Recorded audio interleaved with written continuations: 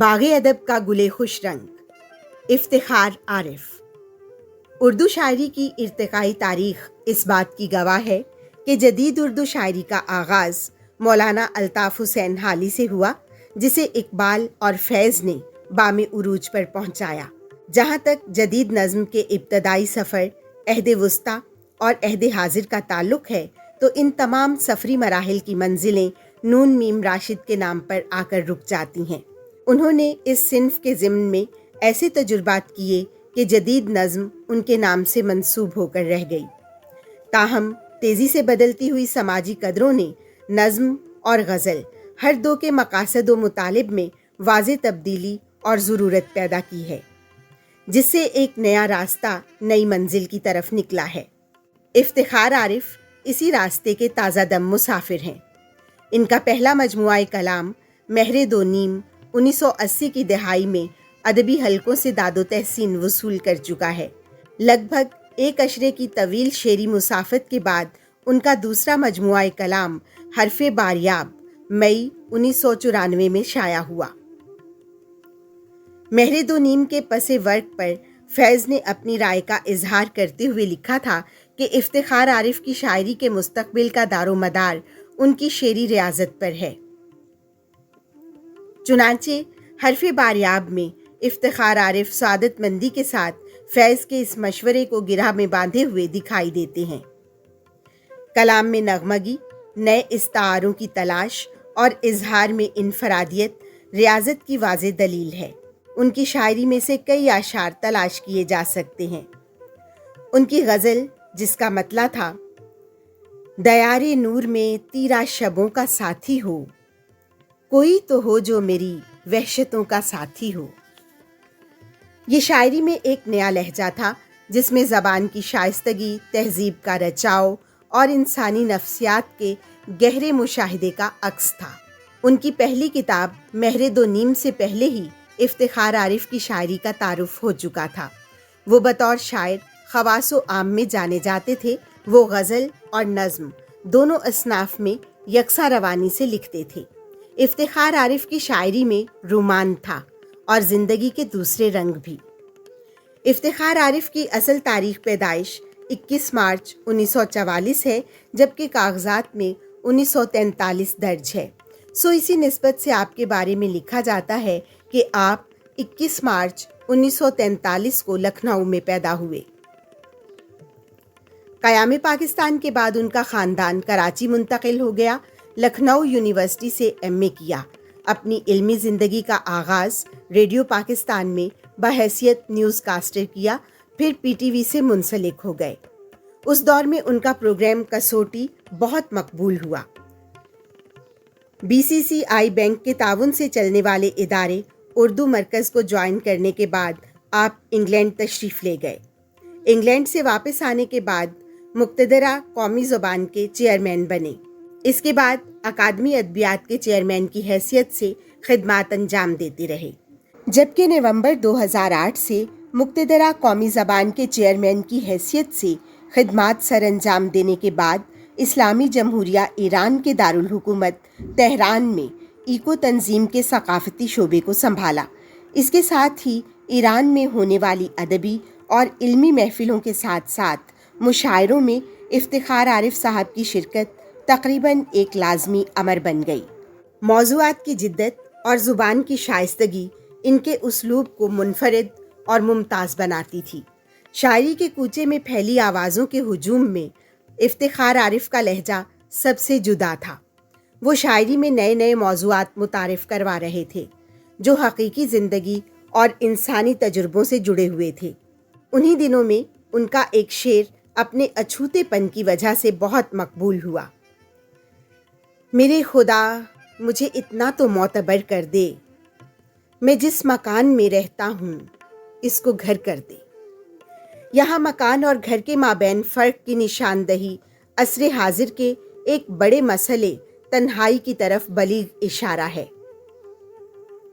जब शेरी इजहार पढ़ने वालों की ज़िंदगियों और हकीकतों से करीब तर हो, तो वो ज़रबुल मिसल की शक्ल इख्तियार कर जाता है। बिखर जाएंगे हम کیا جب تماشا ختم ہوگا میرے معبود آخر کب تماشا ختم ہوگا؟ بکھر جائیں گے ہم کیا جب تماشا ختم ہوگا؟ میرے معبود آخر کب تماشا ختم ہوگا؟ چراغ حجرے درویش کی بجھتی ہوئی لو، چراغ حجرے درویش کی بجھتی ہوئی لو ہوا سے کہہ گئی ہے اب تماشا ختم ہوگا۔ چراغ حجرے درویش کی بجھتی ہوئی لو ہوا سے کہہ گئی ہے اب تماشا ختم ہوگا۔ یہ سب کٹ پتلیاں رقصاں رہیں گی رات کی رات، یہ سب کٹ پتلیاں رقصاں رہیں گی رات کی رات، سحر سے پہلے پہلے سب تماشا ختم ہوگا۔ سحر سے پہلے پہلے سب تماشا ختم ہوگا۔ کہانی آپ الجھی ہے کہ الجھائی گئی ہے، کہانی آپ الجھی ہے کہ الجھائی گئی ہے، یہ عقدہ تب کھلے گا جب تماشا ختم ہوگا۔ تماشا کہانی آپ الجھی ہے کہ الجھائی گئی ہے، یہ عقدہ تب کھلے گا جب تماشا ختم ہوگا۔ تماشا کرنے والوں کو خبر دی جا چکی ہے کہ پردہ کب گرے گا، کب تماشا ختم ہوگا، کہ پردہ کب گرے گا تب تماشا ختم ہوگا۔ کہانی میں نئے کردار شامل ہو گئے ہیں، کہانی میں نئے کردار شامل ہو گئے ہیں، نہیں معلوم اب کس ڈھب تماشا ختم۔ افتخار عارف کے ہاں ایسے اشعار کثیر تعداد میں موجود ہیں، مثلاً یہ وقت کس کی رعونت پہ خاک ڈال گیا، یہ کون بول رہا ہے خدا کے لہجے میں، تجھ سے بچھڑ کر زندہ ہیں جان بہت شرمندہ ہیں۔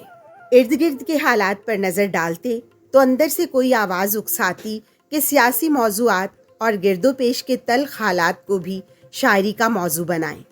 افتخار عارف کی شاعری میں سیاسی حالات پر بھی احتجاج ہے، لیکن یہ احتجاج شائستگی کی حدوں کو پھلانگ کر انقلابی نعروں میں نہیں بدلتا۔ سیاسی موضوعات پر ان کے اشعار کا شعری باغپن متاثر نہیں ہوتا۔ افتخار عارف کی شاعری میں ایک اہم موضوع ہجرت کا ہے، جو ان کی شاعری میں مختلف پیرائے میں نظر آتا ہے۔ ہندوستان سے پاکستان اور پاکستان سے برطانیہ، یوں 3 ملکوں میں زندگی کی تقسیم سے انہیں اس کیفیت کا بخوبی اندازہ ہے جو ہجرت کی دین ہے۔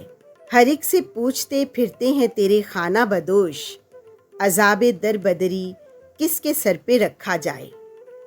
وہ اکیڈمی آف لیٹرز کی سربراہی سے سبکدوش ہو گئے، لیکن وہ ریٹائر ہو کر زیادہ متحرک ہو گئے۔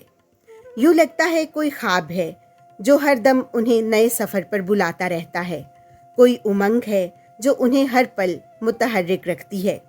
یہی نہ ختم ہونے والی بے قراری افتخار عارف کی پہچان ہے۔ نئے موسموں، نئے خطوں اور نئے منظروں کو دریافت کرنے کی خواہش انہیں تھک کر بیٹھنے نہیں دیتی۔ افتخار عارف کا کہنا ہے، جینے اور جیتے رہنے کے بیچ ایک خواب کی دوری ہے، وہ دوری ختم نہیں ہوتی، اور یہ دوری سب خواب دیکھنے والوں کی مجبوری ہے، مجبوری ختم نہیں ہوتی۔ افتخار عارف اپنی نسل کے شعراء میں سنجیدہ ترین شاعر ہیں۔ وہ اپنے مواد اور فن دونوں میں ایک ایسی پختگی کا اظہار کرتے ہیں جو دوسروں میں نایاب نہیں تو کمیاب ضرور ہے۔ وہ عام شعراء کی طرح تجربہ کے کسی جزوی اظہار پر قناعت نہیں کرتے، بلکہ اپنا پورا تجربہ لکھنے کی کوشش کرتے ہیں اور اس کی نزاکتوں اور پیچیدگیوں کے ساتھ اسے سمیٹتے ہیں۔ ان کے شعری مجموعوں میں 12واں کھلاڑی، مہر دو نیم، حرف باریاب، جہان معلوم، باغ گل، سرخ، شہر علم کے دروازے پر، دل و دنیا کے نام سے کلیات، written in the season of fear, مکالمہ، در کلوندہ، افتخار عارف جی نظمن جو سندھی ترجموں شامل ہیں۔ اپنے مواد پر ان کی گرفت حیرت انگیز حد تک مضبوط ہے، اور یہ سب باتیں مل کر ظاہر کرتی ہیں کہ افتخار عارف کی شاعری ایک ایسے شخص کی شاعری ہے جو سوچنا، محسوس کرنا اور بولنا جانتا ہے، جبکہ ان کے ہم اثروں میں بیشتر کا المیہ یہ ہے کہ یا تو وہ سوچ نہیں سکتے یا وہ محسوس نہیں کر سکتے، اور سوچ اور احساس سے کام لے سکتے ہیں تو بولنے کی قدرت نہیں رکھتے۔ ان کی ان خصوصیات کی بنا پر جب ان کے کلام کو ہم دیکھتے ہیں تو یہ احساس کیے بغیر نہیں رہ سکتے کہ افتخار عارف کی آواز جدید اردو شاعری کی ایک بہت زندہ اور توانا آواز ہے، ایک ایسی آواز جو ہمارے دل و دماغ دونوں کو بیک وقت اپنی طرف کھینچتی ہے اور ہمیں ایک ایسی آسودگی بخشتی ہے جو ان کے سوا شاید ہی کسی ایک آدھ شاعر میں مل سکے۔